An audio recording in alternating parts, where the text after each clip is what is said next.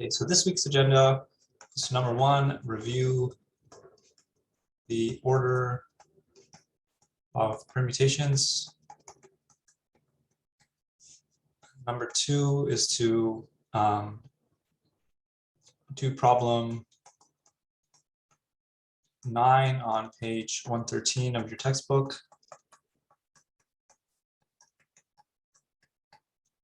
And number 3 is to discuss rotations of a tetrahedron.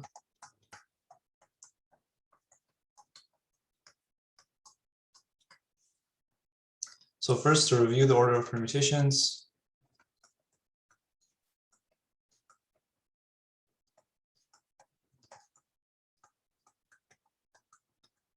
So the result is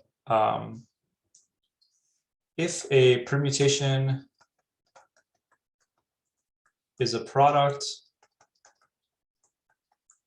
of disjoint cycles of lengths L1 to Lk, then its order is LCM of L1 up to Lk. So for an example, consider the permutation sigma equals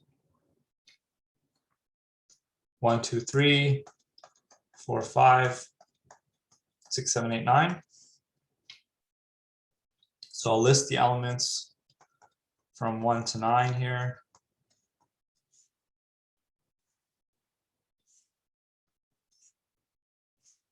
And then since functions are composed from right to left, I drew the table from going from right to left. So I'll now show the elements, what their images are under each power of sigma. So sigma, sigma squared, sigma cubed, sigma to the 4,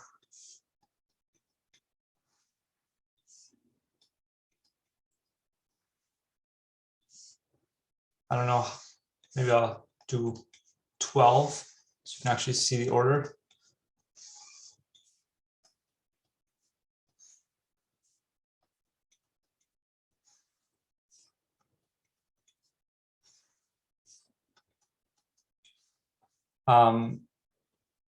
So what happens to 1 when you keep applying sigma? It goes to 2, then it goes to 3, then back to 1, then 2, then 3, then back to 1, 2, 3, 1, 2, 3, 1. Same with 2, so it goes to 3, 1, 2, 3, 1, 2, 3, 1, 2, 3, 1, 2. 3 goes to 1, 2, 3, 1, 2, 3, 1, 2, 3, 1, 2, 3. 4 goes to 5, then back to 4 repeatedly.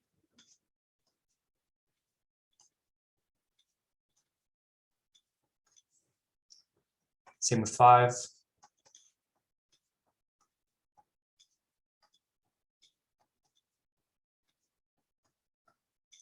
And 6 goes to 7, 8, 9, then back to 6, then 7, then 8, then 9, then back to 6.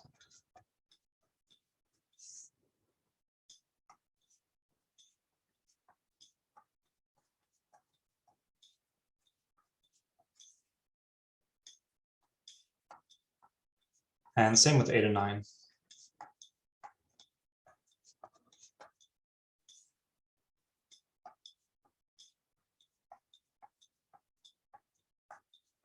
So the point of this huge picture was just to see, okay, when does every element get mapped to itself? So 1, 2, and 3 get mapped to themselves on every third power.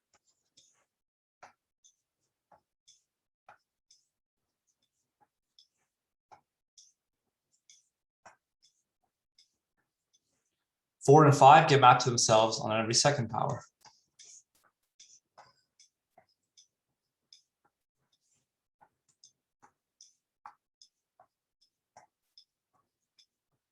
Six, 7, 8, and 9 get mapped to themselves every fourth power.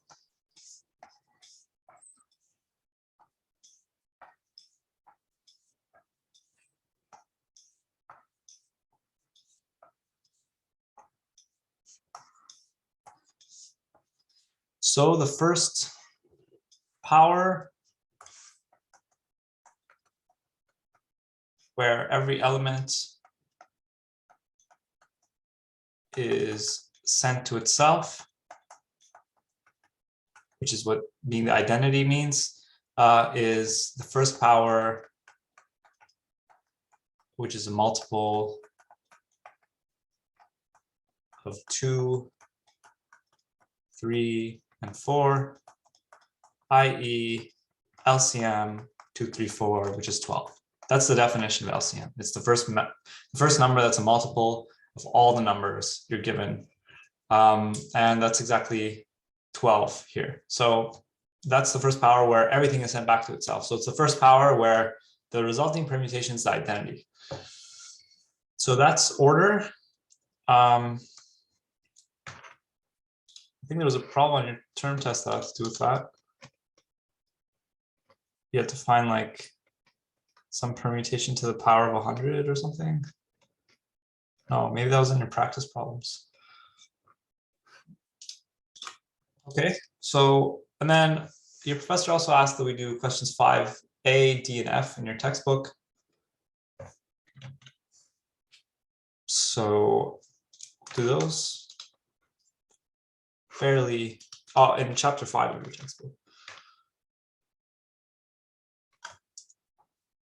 2 of them are just straightforward from the formula. So what's the order of 1, 2, 4, 3, 5, 7? I just used the formula I just wrote down. Same with 5D.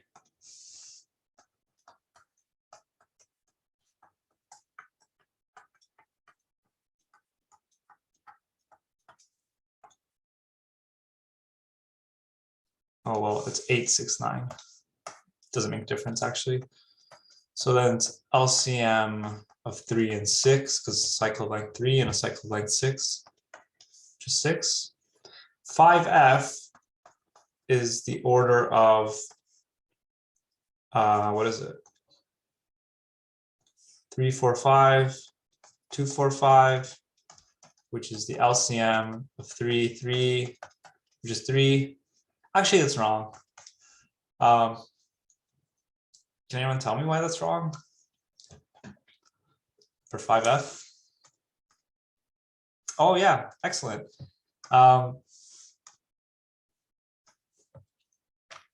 So that's exactly why it doesn't work, because the cycles have to be disjoint. Otherwise, this analysis doesn't work. So I'll highlight that. So remember, cycles must be disjoint. So I actually have to write that permutation as the product of disjoint cycles. So 2 under 2, 4, 5 goes to 4. Then under 3, 4, 5 goes to 5. 3 under 2, 4, 5 goes to 3. It's not affected by it. And then under 3, 4, 5, it goes to 4. 4 under 2, 4, 5 goes to 3. Then under 3, 4, 5 goes to 5.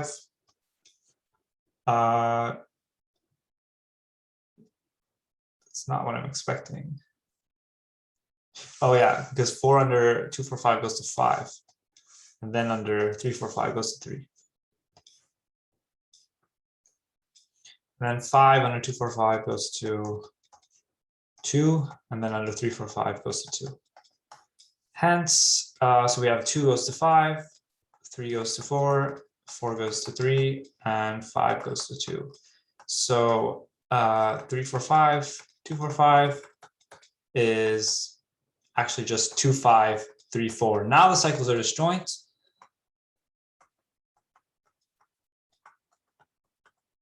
So the order is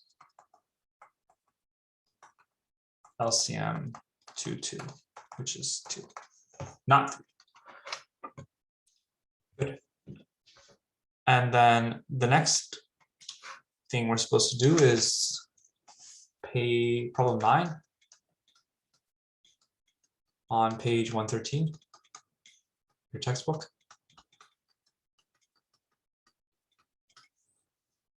So we have to find the possible orders for permutations in S6, A6, and S7. So for S6, we consider all possible cycle lengths a permutation can have. And remember that, well, as a product of disjoint cycles, so in general, like you can have random products of cycles like you just saw, but there's always a unique way to write a permutation as a product of disjoint cycles. And remember that cycles of length 1, you can either include them in your notation or not. I mean, if you don't, it's clear what it means. Like, for example, when we're at 1, 2, 4, 3, 5, 7, where does 6 go? It's just assumed 6 goes to itself and any other number goes to itself. But you can either include them as cycles of length 1 or not, depending on what's convenient. Like, for example, here, I think it's convenient because to just include cycles of length 1, because to ask what the possible cycle lengths are, we just consider all the ways you can write 6 as a sum of numbers. And the sum could include 1 in it. So you could have cycles of length 1. If you wanted to omit cycles of length 1, then you would have to consider all sums which are less than 6, less than or equal to 6, that don't use the number 1, which is not as nice, I think, than compared to not as, it's easier to make mistakes if you do that. So we just write all the ways 6 can be written as a sum of numbers. So the order doesn't matter because disjoint cycles commute with each other.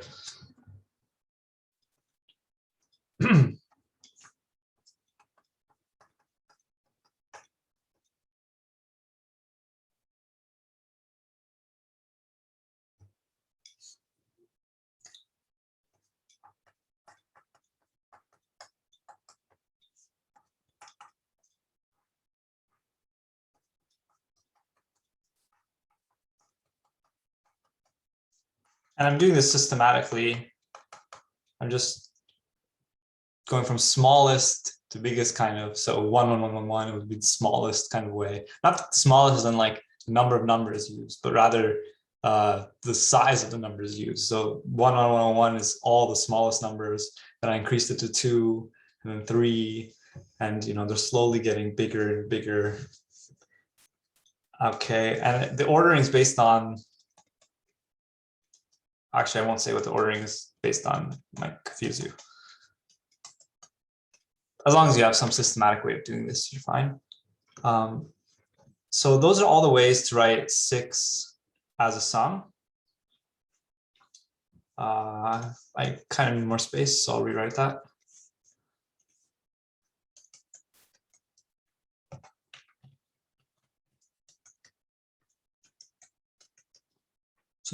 So these are the possible cycle lengths you can have. You can have a 1 cycle of length 6, a cycle of length 2, and a cycle of length 4, 2 cycles of length 1 and 2 cycles of length 2, so on. And then what are the possible orders? So this has order 6. I mean, this has order LCM 1, 1, 1, 1, 1, 1, which is 1. This has order LCM 1, 1, 1, 1, 2, which is 2. This has order LCM 1, 1, 1, 3, which is 3. This has order LCM 1, 1, 2, 2, which is 2. 1, 1, 4, which is 4. Order LCM 1, 2, 3, which is 6. This has order LCM 2, 2, 2, which is 2.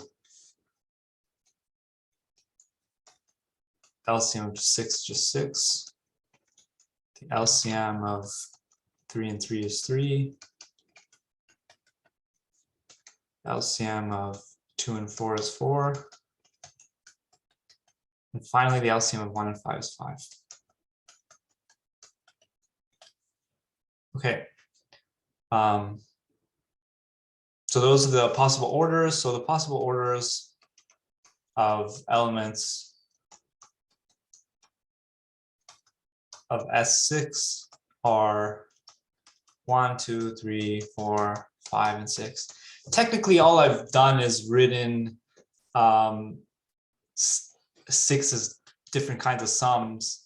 I'm leaving a step out, which is I don't even know if it's really necessary to write even for you on a test or something, but it's like for each of these possible ways of writing them as a sum, there is actually a permutation with these cycle lengths. And that's kind of evident. So like 1, 2, 3, how do you get this? You just take 1, 2, 3, 4, 5, 6. So those are the cycles of length 1, 2, and 3. So it's kind of obvious that for every possible way of writing 6 as a sum, there is actually a permutation that has those cycle lengths. Right. Now, what about A6? So the even permutations. So to cover A6, and then we have to later do A7, I'll just talk about how to calculate the parity of a permutation. What's a quick way to do it? So first we'll just discuss a cycle of length L, and every permutation splits into cycles. So the general case will follow from the cycle. So for a cycle of length L, it can be expressed as a product of L minus 1 swaps or 2 cycles. There's multiple words for it. So you can call it a transposition, you can call it a swap. I guess that's more loose, but I think people would know what you mean in the context of a permutation, or 2 cycles. The latter two are the best terms for it. So it can be expressed if L minus 1 swaps, transposition / 2 cycles, and any transposition or / 2 cycles / swap always changes the parity. So the parity, and parity means whether a permutation is even or odd. So the parity, i.e. the even / oddness of a cycle of length L, is determined by L minus 1 mod 2. So that's for just cycle length L. Now, what about the general case? In general, suppose a permutation sigma and Sn is a product of disjoint cycles. Actually, the disjointness doesn't matter here, but I'll just write disjoint cycles because, I mean, when would you ever? Okay, you know what? I'll not write disjoint. Who knows? Maybe it'll be useful. Some problem you'll have non-disjoint cycles, and you need to find the parity. It's a product of cycles of length L1. I'll write usually disjoint in practice, of length L1 to LK, where L1 plus LK equals N.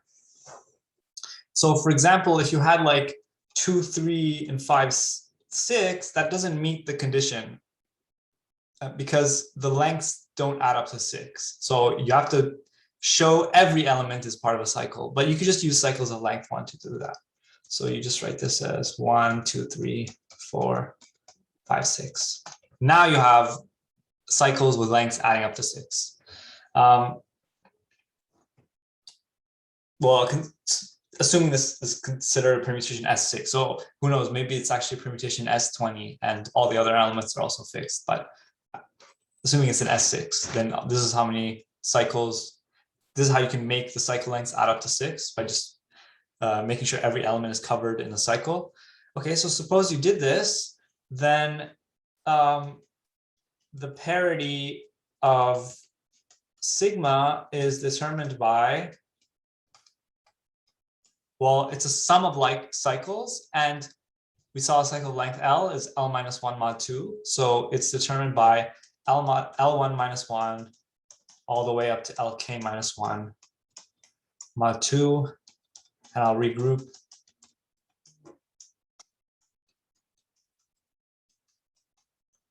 And since the sum of the lengths is n, so that's why I wanted the sum of the lengths to be n.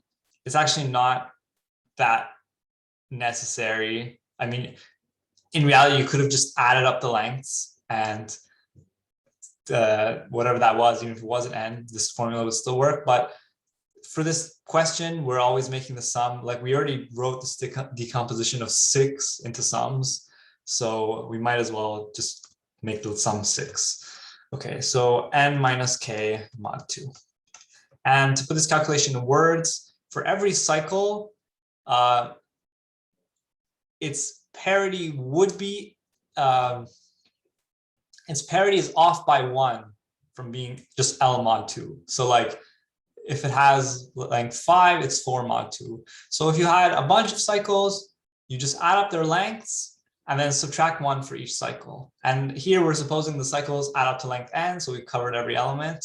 So then the end answer will be n minus the number of cycles. Okay, so then for permutation in S6 to be even, it's equivalent to 6 minus k being 0 mod 2, n is 6 here, or k equals 0 mod 2, i.e. Which is holds if and only if it's a product of, so it's all the sums that involve an even number of terms. So it's I don't want to say a permutation is even if and only if it's a product of an even number of cycles. That's not accurate. It's when you write it as a product of cycles with lengths adding up to 6. So these are the possibilities on this page that we showed. It could be 1, 1, 1, 1, 1. Then if you use an even number of terms, it'll be even. So which ones are even?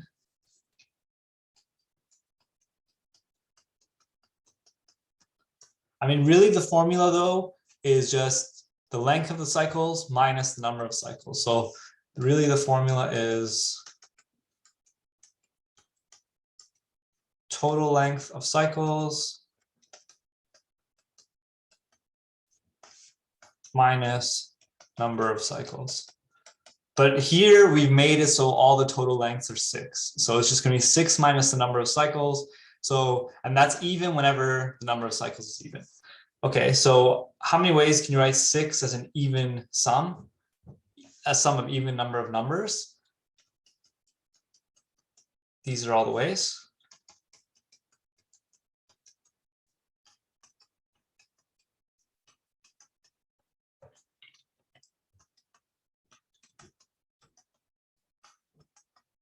And then what are the LCMs? So the order of this is the LCM of a bunch of 1s. The order of this is the LCM of a bunch of 1s and 3. This is the order of this is LCM of 1, 1, 2, and 2. This has order LCM of 1 and 5, LCM of 2 and 4. Oh, why did I write 6 equals 6? So that last one shouldn't be there because it can only be an even number of terms. So LCM of 3 and 3 is 3. So the possible orders for an element of A6 are 1, 2, 3, 4, and 5. And again, I'm leaving out this kind of dumb step where each of these sums, you can actually get an element with these cycle lengths. But that's pretty clear. So, and any of these, so the whole point of what I wrote before is it doesn't matter what's in the cycles, only the lengths matter, because the parity of a permutation, its even oddness, is just the total length of its cycles minus the number of cycles. So all of these, the total length is 6 and the number of cycles is even, so the permutation will be even. Now for A7, it's the same thing.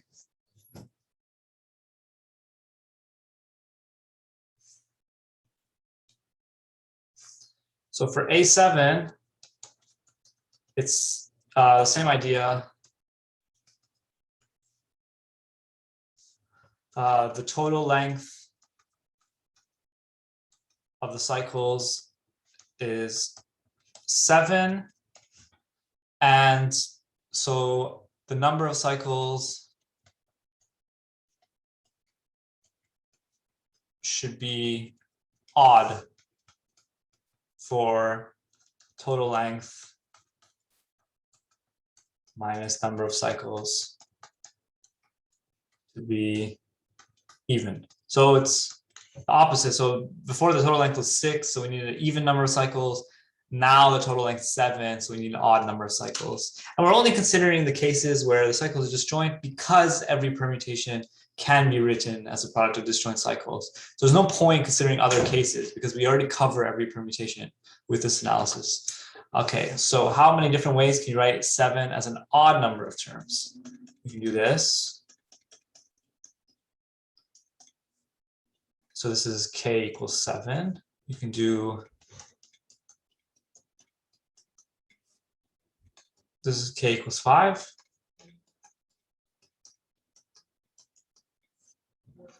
So again, k equals 5. And then, okay, so that covers all the k equals 5 ones. Now let's do 3 terms. So there's that. There's that. And there's also 1, 3, 3. And we can start at 2 as well. So we'll have 2, 2, 3. So that's all the k equals 3 ones. And then there's also one way to write 7 as a sum of one element, which is a sum of one number, which is just 7. Okay, so then the order for this is the LCM of a bunch of 1s. The order for this is LCM of a bunch of 1s and then a 3. The LCM of this is a bunch of 1s and 2s. So 2 is order 5, order 4. LCM of 1, 3, 3 is 3. LCM of 2, 2, 3 is 6. And the LCM of 7 is 7. So the possible orders for elements of A7 are 1, 2, 3, 4, 5, 6, and 7. All of them are possible orders. That was not the case for A6. We couldn't get an order of 6 elements, but for A7 you can. And I just want to remark that hopefully all of you got question 3 right on the term test. I mean, nothing wrong if you didn't, but I would just feel bad because we covered, you know, like if only the tutorial was earlier, we just covered the technique you need to solve that question pretty quickly. So it would be unfortunate if it was just because of the timing of the tutorial, which is kind of arbitrary that you didn't solve that question. But yeah, I mean, for that question, you have to find an element of A14 that has order 42. So to be an even permutation, so element of A14, the total length of the cycles is 14 because we're just gonna pick the cycles to cover every element. So we'll include cycles of length 1. So the total length of the cycles will be 14. So the number of cycles should be even. So for 14 minus the number of cycles to be even, the number of cycles should be even. And then the LCM of the lengths should be 42. So how can you achieve both of those things? You just have to play around. You need a 7 in there. I mean, there's no other way to get a factor of 7. You have to have 7 or 14. You can't have 14 because if you had 14, then the total length would be exhausted and then the LCM would just be 14. So you need a 7 in there. And then you can think about it. You can't have 6 because then you can only have one more cycle of length 1 and the number of cycles won't be even. So you'll have 7, 3, 2, and 2. That's the only way you can do it. And then, as I said multiple times before, it's easy, given the lengths of the cycles, it's easy to actually find a permutation with these lengths. So you can just take the most obvious one. So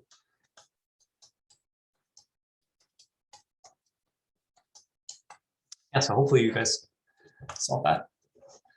Otherwise, my bad for having a tutorial on Wednesday and a term test being on Tuesday, even though both those things were out of my control. Then the next question we want to do is rotations of a tetrahedron. Oh, message in chat. Oh, the audio and video has been lagging. I'm sorry. My internet is terrible. Well, it can be terrible. So yeah, I'm really sorry about that. In another tutorial session, I just lost all my notes because my internet disconnected for a second. And at least here that didn't happen. But yeah, sorry. And then does it have to have 2 cycles of length 2? I think it does. So let me think. I mean, it has to have a 7 because a 14, you'd only have 1 cycle, so it wouldn't be even. And then you need a multiple of 3 in there. Otherwise, you wouldn't get something divisible by 14. I mean, 42 is divisible by 3. So for the LCM to be 42, you need some multiple of 3. If it was 9, it would be too big. The lengths would be too big already. If it was 6, then the only way you can finish it is by having a length 1. And then the number of cycles would be odd. So then it would have to be 3. And then we need an even number in there somewhere. If we put 4, it's already too big because now the total sum is 14 and we only have 3 cycles, which is not even. So it has to be 2. And then if we put 1, there's going to be another 1. So it'll be odd number of terms. So it has to be 2 for the last element as well. So I think that's the only way. Yeah, so on the test, I think it said an element of A14. So it didn't say the word even, I guess, but yeah, I guess you solved it for S14. But like, hopefully, wait, what am I saying? Hopefully, I think I'm marking that question actually. I was gonna say, hopefully the marking scheme for that question takes that into account, but I guess I'm marking it. I believe the number of marks taken off for that is pretty small. So if you just forgot that it's A14, I think, I don't know. I don't want to say anything. I don't want to make any promises now. I'll look at what the marking scheme is later, but hopefully, you don't lose too much marks. Okay, so rotations of a tetrahedron. So a tetrahedron is like a symmetric shape in 3D involving 4 points. It's like the analog of a triangle in 3D. So a triangle involves 3 points, but it's a regular tetrahedron. So a triangle involves 3 points that are all connected to each other. A tetrahedron involves 4 points in 3D that are all connected to each other, and they're all the same distance from each other. So this is equilateral triangle, they're all the same distance from each other, the same thing for a regular tetrahedron. And we'll assume the points are labeled. Okay, so how can you find what all the rotations are? I mean, one way is to just guess what they all are, and hopefully you'll find all of them. A more systematic way is each rotation of a tetrahedron can be thought of as a permutation, right? I mean, it permutes the vertices around. So you can think of it as a permutation.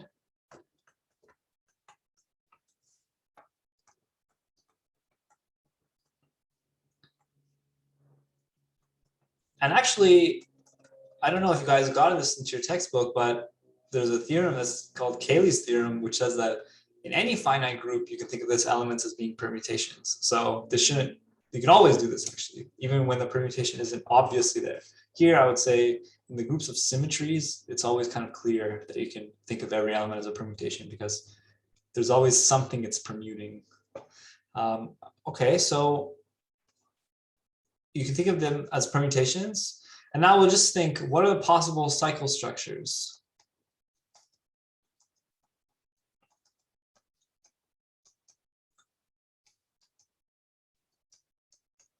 So it's going to be a permutation of length 4.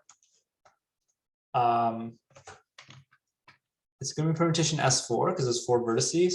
So what are the possible cycle lengths? So I'm approaching this problem from the perspective that I don't know what the rotations are, and I'm trying to figure out systematically what they are. So the possible cycle lengths, it could be 1 + 1 + 1 + 1. And that means every element is sent to itself. So this is just the identity.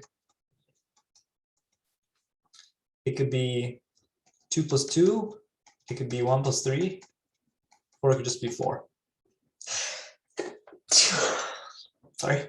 So 4. So now how many are there rotations for each of these cycle lengths? Let's think about it. So let's try 4 = 1 + 3. Can there be a rotation with cycle lengths? Oh my God, my internet again.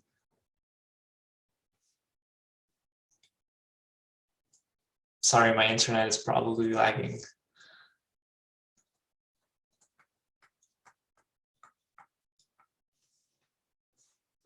Can there be a rotation with cycle lengths 1 and 3? Well, for there to be one, so the cycle length 1 means one of the vertices must lie on the axis of rotation, right? So the cycle length 1 means the vertex is sent to itself. And to be sent to yourself, you have to be on the axis of rotation. And then the cycle length 3, the 3 other vertices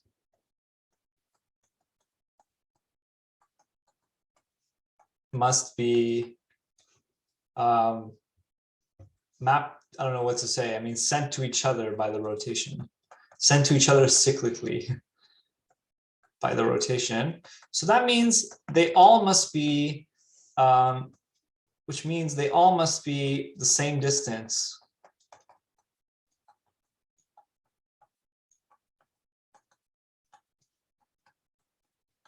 from the axis of rotation, and they all must lie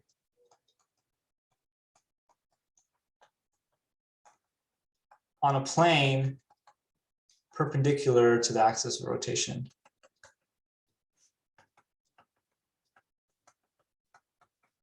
So that's the only way that 3 vertices can all be sent to each other, like how you can get a cycle of length 3. That means, first of all, they all have to be the same distance from the axis, because when you rotate, your distance from the axis doesn't change, and you stay in the same plane perpendicular to the axis. So like, first of all, like when you rotate, you know, like you go from here to here. So not only does your distance not change, you also stay in the same plane perpendicular to the axis. It's hard to depict things in 3D, at least for me, but hopefully you understand what I mean. So basically, what are the rotations? So to meet these 2 conditions, you have a rotation. So we have a rotation with axis passing through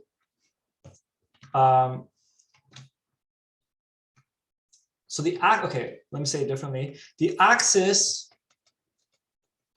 must pass through a vertex of the tetrahedron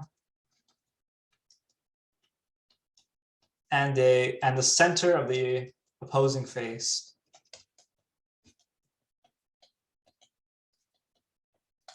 So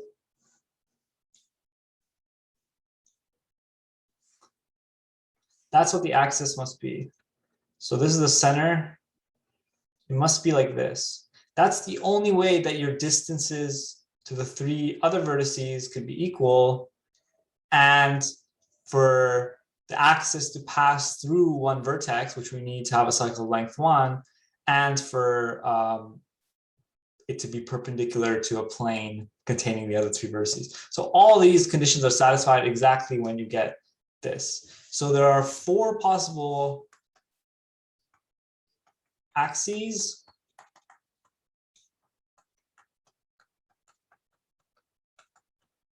One for each vertex. And so for each vertex, you can draw a line through it and through the center of the opposing face, and you'll get an axis of rotation. And for each axis, there are 2 possible rotations. So you can either rotate 1 turn or 2 turns. Or 1 step or 2 steps. So you can either do 2 pi over 3 or 4 pi over 3. If you do 0, then you're just the identity, and we've covered that. And then your cycle length wouldn't actually be 3. Okay, so we have 8 rotations of this. We have 8 rotations with cycle structure, well, with cycle lengths 1 and 3. And I can write these out. So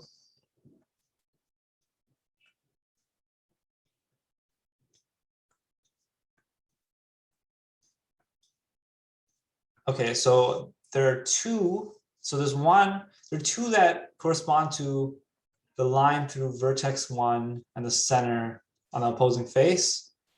So if you rotate 1 turn, 1 goes to 1, and then 2 goes to 3, and 3 goes to 4, and 4 goes to 2. So the other 3 vertices are permuted, and 1 is fixed. You can also rotate. So this is a rotation of 2 pi over 3 counterclockwise when you're looking from 1. So you can also do 4 pi over 3.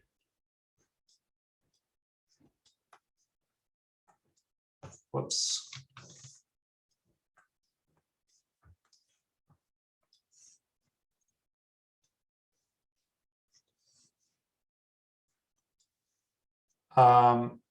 So then this is the permutation 1, 2, 4. So 2 goes to 4, and 4 goes to 3. So this is 4 pi over 3 counterclockwise. And then we repeat for every other vertex. So maybe I won't do every single vertex in the interest of time, but maybe I'll do 1 more vertex. So you can also do this for vertex 2. And then 3 and 4 as well. So this one, this picture is not great, but hopefully you know what I'm trying to draw. And then we'll make the convention always, when you look at it through vertex 2, so counterclockwise and clockwise depend on what angle which direction you look at it. So if you look at it from on top of vertex 2, like if you look at it from here versus if you look at it from here, you get a different convention on clockwise and counterclockwise. I'll always imagine my eye is here. I'll imagine my eye is there. That's a really poorly drawn eye. Okay, so what is counterclockwise?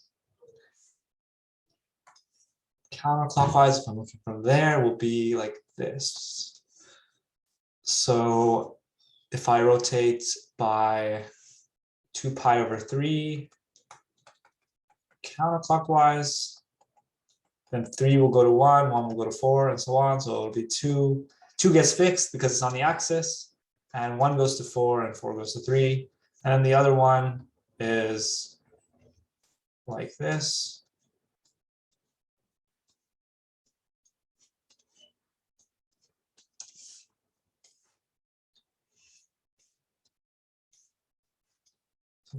This is the direction of counterclockwise. It's not that important what your convention is, but you just have to specify what it is, just to make it clear. So that can be done with a picture, like with an arrow or something. So now if you rotate 4 pi over 3 counterclockwise, using my convention of counterclockwise, you get 2 gets fixed, but this time 1 goes to 3, and then 3 goes to 4. And then you just repeat for vertices 3 and 4. So each vertex has 2 rotations that use the axis passing through that vertex and the center of the opposing face. And this works because it's a tetrahedron, so it's all symmetrical. If you had some random pyramid, then if you drew the line from the vertex to the center of the opposing face, it wouldn't be perpendicular to the plane. So even though the other 3 vertices, so like you can't, to kind of draw it for you, you can't have like a rotation like this, right? Like vertices, even if they're all the same distance, they won't be mapped to each other. They need to all be on the same plane. So that's why the fact that the tetrahedron is all symmetrical is what gets you all these rotations. In general, you won't have all these rotations. Okay, and then what about cycle structure 2 + 2? So the vertices, okay, so for 2 vertices to be mapped, to be sent to each other by a rotation, the angle must be pi, or 180 degrees, and the axis of rotation must pass through the midpoint of the line segment joining the vertices. So if you have just 2 vertices, for this vertex to get mapped to this vertex and this vertex to get mapped to this vertex, which is what we're assuming the cycle structure is 2 and 2. So that's what our rotation must do. The line has to pass through this midpoint. That must be the axis of rotation. So then, but this is true for both pairs, right? Like our cycle structure is 2 and 2, which means there's 2 pairs of vertices both getting sent to each other. So our axis has to pass through the midpoint of both their line segments.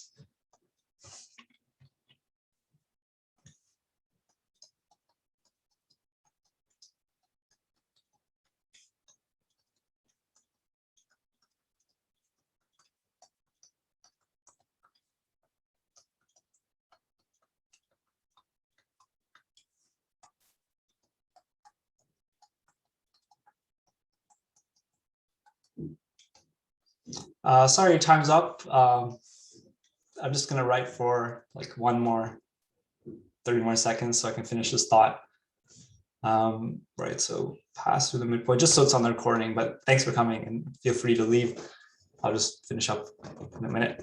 So they must pass through the midpoints of the line segments, joining 2. Yeah, thanks for coming and have a good week.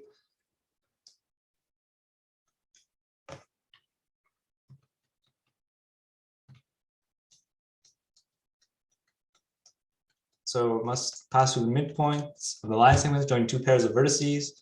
So you have to think, okay, so here's one possibility. So 2 and 3, it must pass through this midpoint.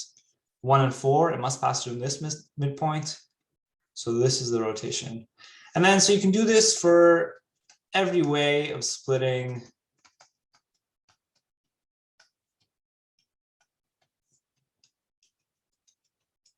one, 2, 3, 4 into 2 pairs. And there's 3 ways of doing that. So you can do 1, 2, 3, 4. You can do 1, 3, 2, 4, and you can do 1, 4, and 2, 3. So there's 3 rotations with cycles lengths 2 plus 2. And this is a bit rushed, but there's no rotations with a cycle of length 4. Because otherwise all the vertices would have to be on the same plane, but this is a tetrahedron, it's a 3D object. It's not, doesn't lie on a plane, so it's not possible. Okay, that's all. Bye.